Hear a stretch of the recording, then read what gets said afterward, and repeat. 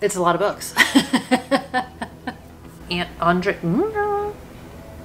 I can see you guys. I can see you guys being like, Audrey, what are you talking about? I keep rereading the back of this book and I'm like, I don't want to give all of this stuff away. I'm not even going to sugarcoat it. Grant, oh my God, start again. Start again. All the feelings were purchased. I'm telling you, shopped all the feelings. Hi everybody, it's Audrey and welcome back to Chapter and Converse and welcome to another book haul. I'm gonna be honest, you guys, it's kind of absurd. It's kind of absurd. There was a lot of shopping of the feelings that happened and a lot of under the influence of booktube that happened and podcasts that happened. And luckily I was gifted a whole bunch of stuff and on and on and on, and I can make excuses all day long, but I am just here with a whole bunch of books. So I think it's been like 2 months since last we have done this together. So let's not waste any time and let's just get right into it.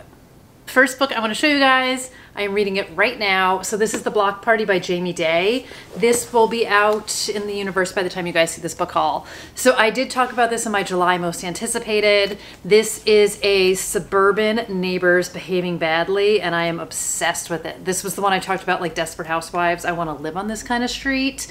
And unfortunately I don't, and I still really want to, even though this is a completely messed up group of neighbors and I'm obsessed. I think I already said obsessed. So anyway, this was gifted to me from St. Martin's, which I'm super psyched about.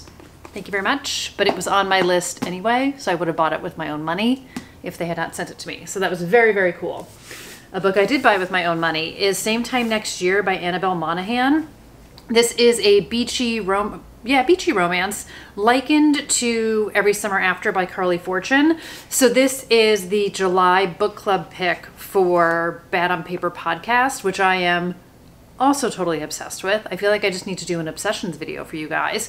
So I picked this up so that I can read it, so that I can listen in to their book club at the end of July book club.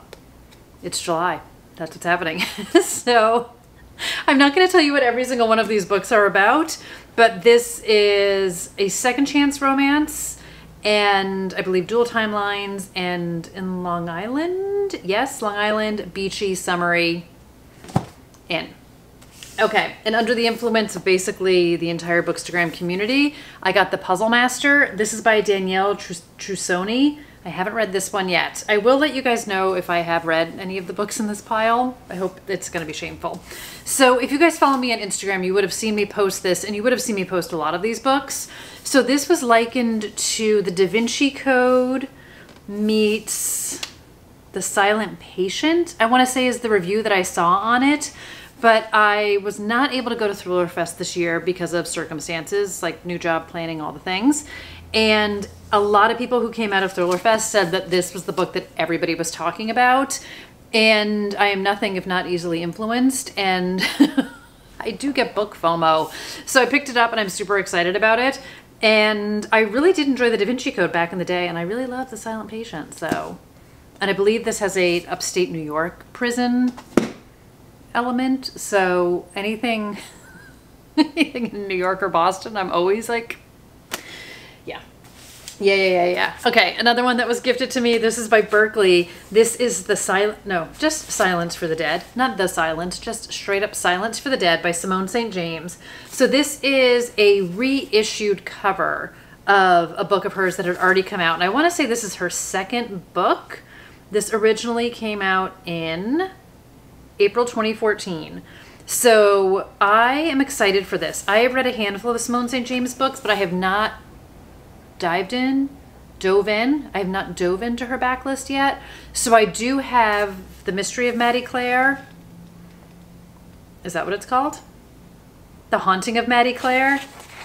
Just read the list of books, Audrey, which I bought last year to read during spooky season, which I haven't read yet. But this is like a grand estate, which was turned into a hospital for soldiers. So this is 1919. You know I'm not historical, but this is a little bit historical. An estate turned into a hospital. There's all sorts of ghosty stuff happening. And apparently there's a bit of romance to it as well. And I live and die for this cover. So very excited for that. She's someone I need to read more of. Okay, next up I have Yellowface by Rebecca F. Kwong. So I had pre-ordered this from Blackwell's. It's still going to take me a beat to think of like, what is the UK bookstore that I purchase books from now? So I haven't started this one yet either. And this is set in publishing.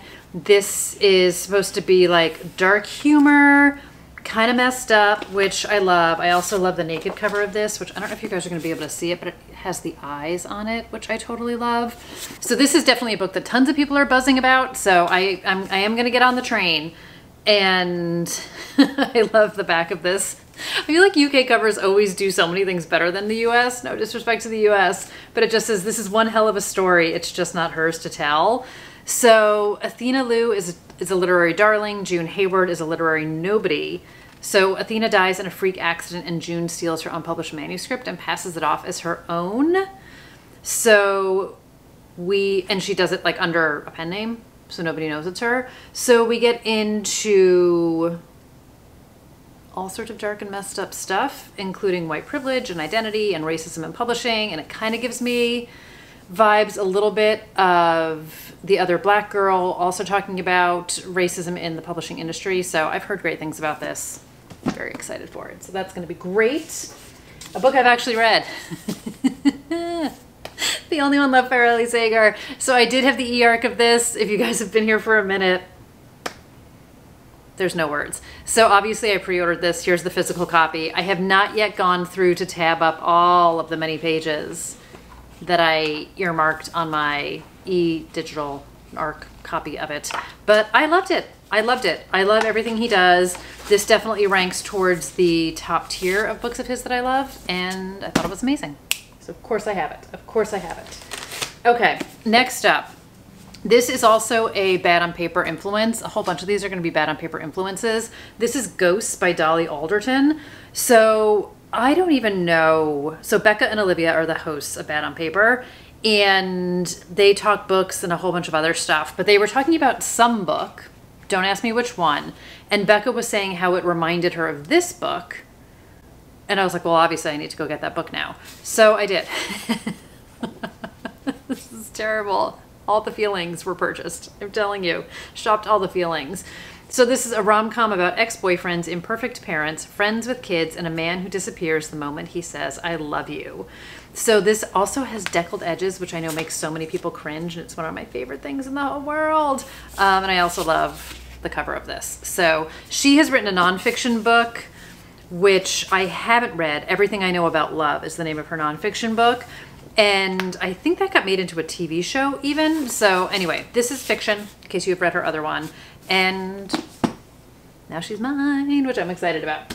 Okay, another arc that I just got, and I haven't even had a chance to put it on my channel yet, or on my Instagram yet. This is from St. Martin's as well. This is Sarah Pekkanin's Gone Tonight. So this comes out August 1st. Geez, it's coming out in a heartbeat. And this is her solo book. So she writes with Greer Hendricks. They have done a whole bunch of thrillers together.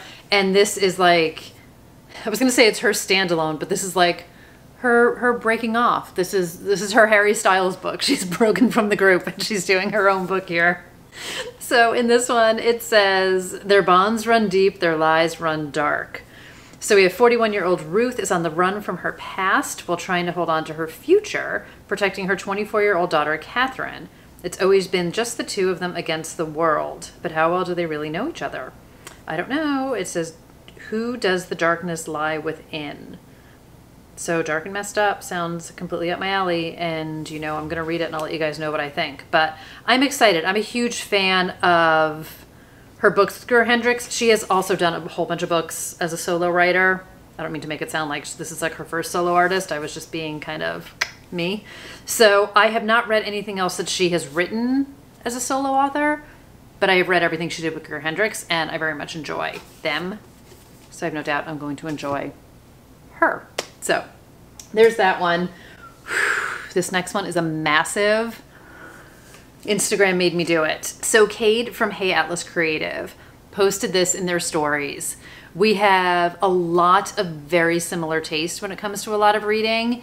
And I saw the cover of this and I like didn't even read what they wrote. I was just like, what is this book? And instantly I was like, must look up, must look up. And also Cade said that they absolutely loved it. Divine Rivals. That was like a very heavy breath I did. Divine Rivals. This is by Rebecca Ross. I know this has been out there. It did not register on my radar. I want to say this came out in April, but then I saw it in Kate's story and I was like, I have to have this. It's about two journalists. This is also a book that is outside my wheelhouse, but I found lately, and by my wheelhouse I mean dark and messed up thrillers. I feel like I have really gone beyond the doors of my wheelhouse. So this one is two young rival journalists find love through a magical connection, and they must face the depths of hell in a war between gods to seal their fate forever. I can see you guys. I can see you guys being like, Audrey, what are you talking about? What are you reading? What is this book that you're talking about? I am likening this to my obsession with lore by Alexandra Bracken. And even though I did buy Silver and the Bone and I haven't read it yet, she's up there. I think the journalist got me. The book cover got me. Kate's review got me. And then you guys, the prize of the naked cover. The typewriter. I feel like I would have bought it just for that. I'm totally obsessed. So I believe some of this is told in epistolary fashion. I don't know if it all is, like one eye open, one eye closed. So I'm in the midst of catching up on a bunch of arcs, and then I have like my post-arc pile, and this one's in it. I'm so excited, and I also live for this cover. Very excited. Next one I'm also very excited about because it was gifted by one of my subscribers. So Sign Here by Claudia Lux. This was gifted to me by Abby. Thank you so much, Abby.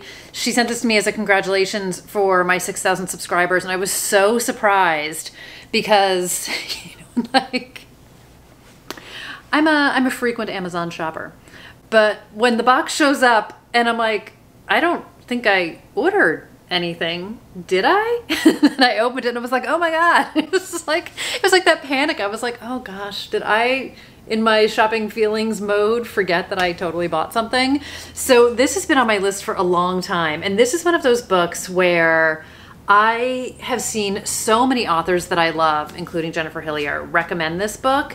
And as weird fate would have it, I want to say like a day or two before this showed up, I was listening to a podcast, because that's what I do these days, and they were talking about books. I will link the podcast down below because off the top of my head I can't think of which one it is because they're all very jumbled right now. And one of the podcast hosts recommended this book. It was a podcast from, I want to say like a year ago. I just, you know, I'm all over the place. And then this show, I just, you know, when it just feels like the stars align, it feels like the stars aligned. So this is dark humor, surprisingly poignant and utterly gripping debut novel about a guy who works in hell, literally, and is on the cusp of a big promotion if only he can get one more member of the wealthy Harrison family to sell their soul. So I have just heard just amazing, amazing things about this. And I particularly heard they were talking about it on the podcast about how like hell is depicted like the worst office ever with like the terrible coffee and like all the things. I'm just very excited for this one too. So thank you again so much, Abby. So freaking cool. I'm very excited for this one. Very excited. Okay, another one I'm very excited for. So I talked about this in my July new releases. I've also posted it on my page. This is The St. Ambrose School for Girls by Jessica Ward. This is the book that was likened to Heather's Meets the Secret History, and I was just like, yep. All I need to know. So I did wind up pre-ordering this. I kind of was a little bit on the fence in the sense that I was like, I'm gonna have some self-control. I'm not gonna buy it. And then it was 30% off and I had a gift card, so I bought it. So here she is in all her hot pink glory. And I'm excited to read this one too. I'm excited to read this one too. So thrilling coming of age novel set in a boarding school where secrets are devastating and deadly. My on the sooner side pile is very, very big. Very, very big. Okay, a book I actually have read as well. This is A Liable Woman by May Cobb. This was also gifted to me from Berkeley. Thank you, Berkeley. I'm so excited. I also would have auto-bought this. I'm a huge fan of May Cobb. I have read all 3 of her available novels. Her first book, Big Woods, I want to say it's called. She published that with an indie publisher. Yeah, Big Woods, who is no longer around, and the book is no longer available physically. So hopefully someday that'll get reprinted. But this is I would say like a little bit of a deviation from The Hunting Wives and My Summer Darlings in that we're still in East Texas. There's still drama. There's still small town vibes, but it's not as salacious. It's more of, we have a daughter who, her mom passed away. Her mom died 20 years ago under sort of mysterious circumstances. And Kira has always felt like something was off about it, and everyone else around her basically made her feel like she was losing it for thinking that, and dismissed her and dismissed her feelings. So Kira has left her town. She hasn't been back in 20 years, and she winds up getting an invite for a vow renewal ceremony from a frenemy of hers. And at the same time, her grandmother is trying to lure her back by telling her that she has something that belonged to Kira's mother that could finally give her all the answers to what happened 20 years ago. So a little bit like, what's it called? The Christmas Murder Game, but totally different than the Christmas Murder Game. So I was totally in. There's so much great commentary in this. I really connected with a lot. So Sadie is her mom. So we see 20 years ago and we see present tense. I connected with a lot of things that Sadie had said and a lot of things that Kira was feeling. And I just loved everything about this book. So huge fan. Huge, huge fan. Okay, now we're really going to dig into books that I have not read at all. Okay, so I mentioned this in, I think my June part 2 wrap up, that like Emily Henry reignited my romance feelings when I first read Beach Read a couple years ago, and it just keeps escalating. So a lot of these are recommendations that came through podcasts, and a lot of them were recommendations through authors that I love. So whether it was on Instagram or through a podcast. So first up is Ciao for Now by Kate Bromley. Just read the book, Audrey. So this is an American interning at a fashion house in Rome. She butts heads with her professor's surly son, and sparks fly. This is just going to be all the delicious stuff. Next up, I have a thriller. This is No One Needs to Know by Lindsay Cameron. I talked about this in the month in which it was coming out, that I was obsessed about it. So this is Upper East Side, rich people behaving badly. Love, love, love. It was all confidential right up until the moment that it wasn't. So there is an online website called Urban Myth, which is an anonymous discussion group based by zip code. And this particular zip code on the Upper East Side, like all sorts of secrets start getting exposed. And it just wreaks havoc, as you can imagine, and somebody winds up dead. So yeah, everything I love in a book. A lot of these are books that I've talked about that I'm obsessed about, or that I was interested when they were coming out. I'm gonna just keep saying that. So next up is Love Buzz. This is by Neely Tubati Alexander. And this is the bachelorette party in New Orleans, and our main character winds up meeting a guy named Julian and basically has like an instant connection with him, but leaves without knowing much about him, except his name is Julian. He lives on Chamber Hill. He works at a tech company, and he loves Lil Wayne and Nirvana. So she goes back to Seattle, where he is from as well, and is a little bit on the mission to find him. So this is, it says, a love potion you're going to want to drink in one gulp. Very excited. Very excited. And it says it prompts us all to ask if the life we're living is a life worth loving. I'm expecting to be emotionally wrecked by a lot of these books. Okay, next up is A Murder at Balmoral by Chris McGeorge. And this is Royal Families Have Killer Secrets. So Abby from Crime by the Book posted this during the holiday season last year, so I had it on my radar. And then when I saw it was part of a, like, get 3 for the price of 2, I snatched it. So this is a Scottish retreat. The royal family has gathered there. We get a blizzard. We get a delicious dinner. The family circles up for a holiday toast, and King Eric has something momentous to say. In fact, he's about to name his successor. But as he raises a glass to his favorite whiskey, he drops dead. He's been poisoned, and someone in the family must have done it. So I believe this is a little bit cozy. I don't know. It's giving me a little bit of Christmas Murder Game, a little bit of everyone in my family has killed somebody kind of vibes. So we'll see. I think I'm going to save this for the holiday season since it's a Christmas book. Christmas with a side of murder. Yes. Okay, and then I have Ava Wilder's newest book, Will They or Won't They? So I talked about How to Fake It in Hollywood in my June part 2 wrap up, which I picked up because Ashley Winstead told me to. via a podcast, and she was raving about this book as well, which she had the chance to read as an ARC. So I picked them both up, and I absolutely loved How to Fake It in Hollywood. So I'm very excited to read this, but definitely in the smart banter, a little bit steamy, a little bit weighty, really well done book, really great characters, very page turny, but it is a romance, and like versus like page turny thriller, and I absolutely loved it. So this is her second book, and I'm excited to read it. And there's a piece of my hair stuck inside of it, so ew. Okay, this is like the Mary Poppins basket of books. It's absurd. It's absurd. Okay. How to Kill Men and Get Away with It by Katie Brent. This fell onto my radar. I feel like I was deep diving on Blackwell's months ago, and definitely one of those things where like you pick a book, it recommends other books, the worlds start to combine. So this has also been on my radar for a little bit, and I finally just picked it up.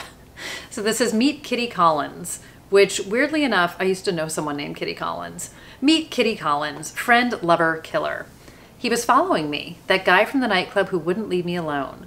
I hadn't intended to kill him, of course, but I wasn't sorry when I did. And despite the mess I made, I appeared to get away with it. That's where my addiction started. I've got quite a taste for revenge, and quite frankly, I'm killing it. So this does sound a little bit like Sweet Pea, which I didn't love, which surprised me. But I don't know, something about this just, I love the concept of it, so I think it's just a matter of connecting with the writing and the characters. So it just says, deliciously dark, hilariously twisted story about friendship, love, and murder. All things that I love. So let's go, Katie Brent. Let's go. Next up, this is another Ashley Winstead, amongst many other people, but like I was listening to a lot of Ashley Winstead podcasts. Another one of her recommendations. This is The Very Secret Society of Irregular Witches by Sangu Mandana. So this has a little bit of witchiness to it, hence the name of the book. Romance. So it says, a warm and uplifting novel about an isolated witch whose opportunity to embrace a quirky new family and a new love changes the course of her life.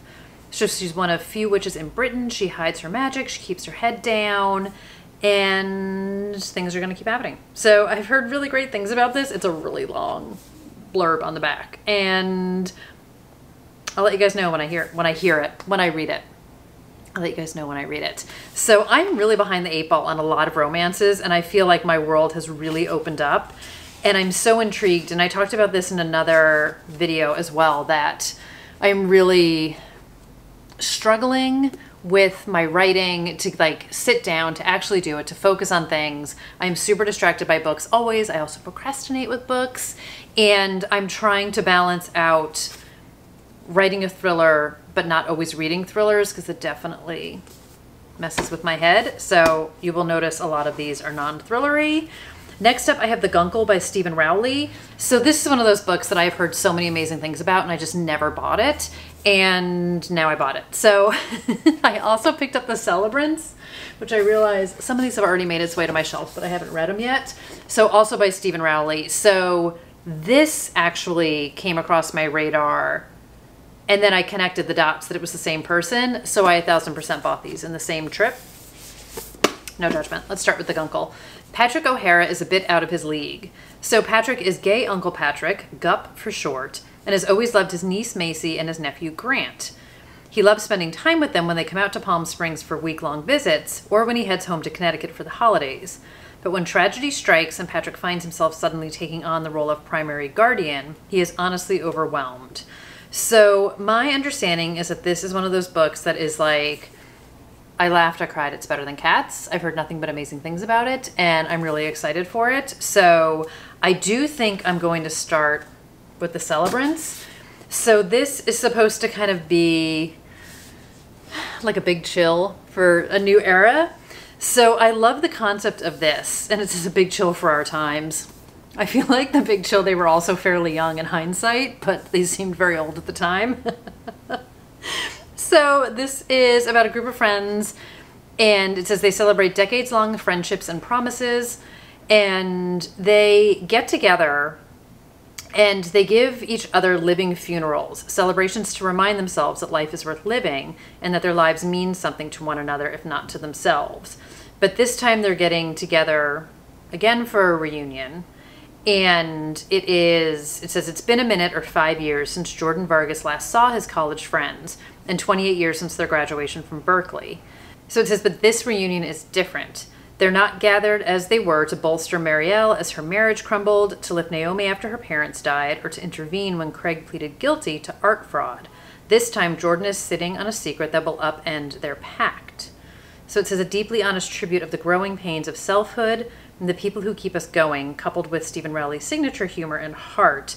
It's a moving tale about the false invincibility of youth and the beautiful ways in which friendship helps us celebrate our lives even amid the deepest challenges of living. So, I don't know, I just am so excited.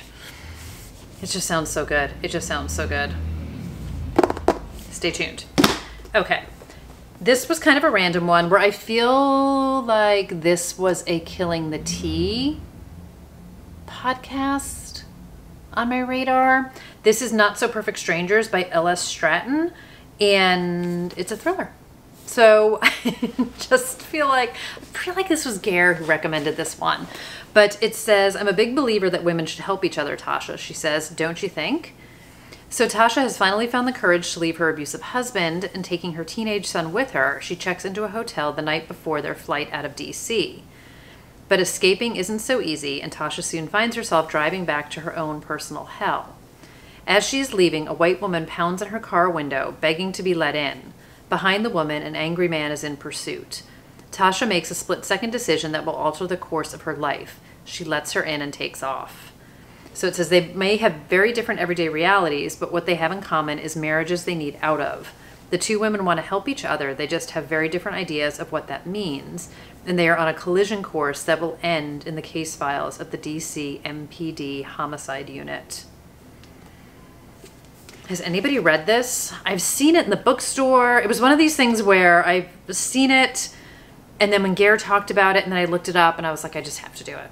I just have to do it. So I bought it. I haven't read it yet, but I bought it. I haven't read a lot of these yet. Okay. Just a few more.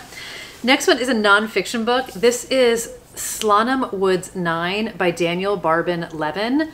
So this was also an Ashley Winstead recommendation. This is a recount of someone who was part of that Sarah Lawrence sex cult that came out, which was part of the inspiration for The Last Housewife by Ashley Winstead. So this book came out after she wrote her book. There was like very little about it when she wrote the book, but she read, I want to say there was an article in Gawker or something like that. But since then, there's been a documentary, don't quote me, on Hulu or Netflix. I don't have either, so I'm not sure. And then this book came out. So I'm curious. It's a first-hand account of the creation of a modern cult and the costs paid by its young victims, who are a group of college roommates. So this was a situation where a group of college roommates, the father of one of the roommates, who was an ex-con, came to live with them and basically started a cult. So a lot of these people just fell into it. Dark and messed up real things happening.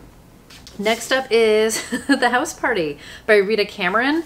So another page turner, another thriller.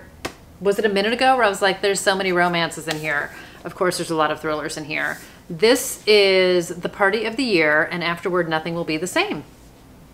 I love it. So we've got teenagers who are making mistakes. This is the suburbs of Philadelphia.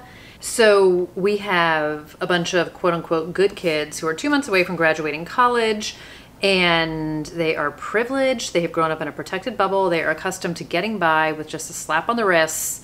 And apparently they did some real bad stuff. And it said what should have been the party of the year will have repercussions. And I just am really curious. I'm like, I don't want to read anymore from the inside. So I'm running out of space here. Yep, so there's that. And then I have This Bird Has Flown by Susanna Hoffs. I also talked about this when it was coming out. She is the former lead singer of the Bangles, founder of the Bangles, and this is her first novel, and we get, I think, a whole lot of musical reference and romance, and it is Jane Smart is 33. She is broke. She's recently single. It's been 10 years since she had a hit song, and she meets someone, I want to say, on a plane. She is going to London to work on her new album. Yes, and she is sat next to an intriguing stranger on the flight. The other Tom Hardy, an elegantly handsome Oxford professor of literature, and I'm guessing sparks fly. And I'm excited for it. So I've heard some great things about this. I was a huge, still am, a huge Bangles fan. I am not even going to pretend I didn't want to be Susanna Hoffs. Of course I did. Of course I sang in front of the mirror, and I did Walk Like an Egyptian, and I sang Going Down to Liverpool, and I absolutely loved everything about them, and I still do. And Eternal Flame, shamefully, my sorority changed lyrics to it, and it became an extremely creepy Rush song, but that's a story for a whole different day. So there you go. Okay, 2 books that are still in their wrapping, because I was going to do like an unwrapping reel.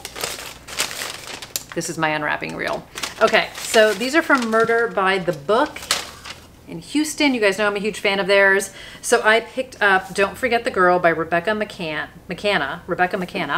And by picked up, I mean I ordered it online. And this book came out last month by the time you guys are seeing this. This is 12 years ago, 18-year-old University of Iowa freshman Abby Hartman disappeared, and now John Allen Blue, the serial killer suspected of her murder, is about to be executed. So Abby's former best friends, Bree and Chelsea, have to sort of relive all of these terrible things that happen as Abby's memory is unearthed and overshadowed by Blue and his flashier crimes. So it says, tense and introspective, Don't Forget the Girl is an astonishing debut thriller that mines the complexities of friendship and the secrets between us that they may take to the grave. So there is a high-profile podcast dedicated to this serial killer, and I've just heard such great things about it, and I'm very excited for it. We never remember the dead girls, we never forget the killers. That's the tagline on this one. And then I am also in the process of, now I have officially done it, picking up all of Catherine Ryan Howard's backlist. So this is Rewind. They have reissued all of her books in new covers as well. I picked up Distress Signals, which is way too high up here, which I talked about in a vlog a long time back. So I now officially have all of her backlist. I still need to read her older books. Her new book, The Trap, comes out next month. I pre-ordered that as well. And I just love her books so much. So not that I couldn't have started to read her backlist without owning them all, but now I own them all. So there you go. Beautiful. Beautiful. Okay, we're in the home stretch. We're in the home stretch. Don't hate me. Okay, next up is Careening by Daisy Buchanan. So Daisy Buchanan actually has a podcast that I was listening to. I don't remember what author she was interviewing, but I became obsessed. So I picked this one up. Sorry, I'm just reading the back blurb because I thought I got confused, but now I realize I'm not confused. So it says careening, verb. 1, working endlessly at a job you used to love and now resent entirely. 2, moving in a way that feels out of control. So unhealthy relationship at work, I can very much relate to this. So Imogen has always dreamed about writing for a magazine. She is writing for one, and then she winds up getting an opportunity to launch a fierce feminist site called The No. And this woman named Harry, it said it might just be her fairy godmother, but I am going to guess that if it looks too good to be true, it probably is. So stay tuned. Stay tuned for this one. But I really enjoyed her podcast, and I'm like flipping through the book like I'm gonna get something out of it. Stop it. Stop it, Audrey. Okay, next up, Some Shall Break by Ellie Marney. I have not read any of these books. This is the sequel to None Shall Sleep. I've also talked about this when it was coming out. This is set in the 80s. It is to, I feel like, new adults. I know that's not like a genre anymore, so it's pitched as YA, who are recruited to help with the FBI to help interview teenage serial killers to help get insight into them. So in book number 1, there is serial killers, teenage serial killers who are behind bars, who they wind up interviewing, and then something happens that forces them to have to meet with sort of the worst of them all, who was like the Hannibal Lecter of teenage serial killers, and his name is Simon Gutmundsson, and stuff and things happen, and then the story continues. It's really, really good. So it's set in 1982. It definitely has Silence of the Lambs vibes to it. I love the setting. I love the time frame. I love that it's not cell phones. I love that it's not easy to solve things. And I really enjoyed the characters in this, so I'm excited to read that one. And then we're in the home stretch. We're in the home stretch. We've got 3. All right, so this is definitely a Killing the Tea Kate recommendation. This is More Than You'll Ever Know by Katie Gutierrez. Kate talked about this being like one of her favorite books that she's read in a long time, and it's another one I kind of eyed back and forth, and I finally picked it up. It also has deckled edges, which totally excites me. So this is also, I feel like, a little bit out of my wheelhouse. So it says, the dance becomes an affair, which becomes a marriage, which becomes a murder. So we have dual timelines. We have 1985 in Mexico City, and then we have 2017, and I don't know where we are in 2017. So it says, an evocative drama about a woman caught leading a double life after one husband murders the other, and the true crime writer who becomes obsessed with telling her story. So it's pitched as a literary suspense. Alternating timelines. I very much trust Kate. We have a lot of things in common when it comes to books that we love. So again, a little bit outside my wheelhouse, but also just talked about fabulously by so many people I love. And then the last two books I have are both by Laura Henkin. So she wrote the Daydreams, which I read recently and absolutely loved. And then I went on a bit of a Pango search, and I found two of her older books. So it's A Special Place for Women and Happy and You Know It are these two books. These were also recommended by Becca from Bad on Paper. So I very much am excited for these. So it's just A Special Place for Women. I'm like, which one am I even looking at? It's a club like no other. Only the most important women receive an invitation, but one daring young reporter is about to infiltrate this female-run secret society, whose bewitching members are caught up in a dark and treacherous business. Yes. And then Happy and You Know It is a dark, witty page-turner about a struggling young musician who takes a job singing for a playgroup of overprivileged babies and their effortlessly cool moms, only to find herself pulled into their glamorous lives and dangerous secrets. So I adored the Daydreams. I was totally sucked into that book. It was another...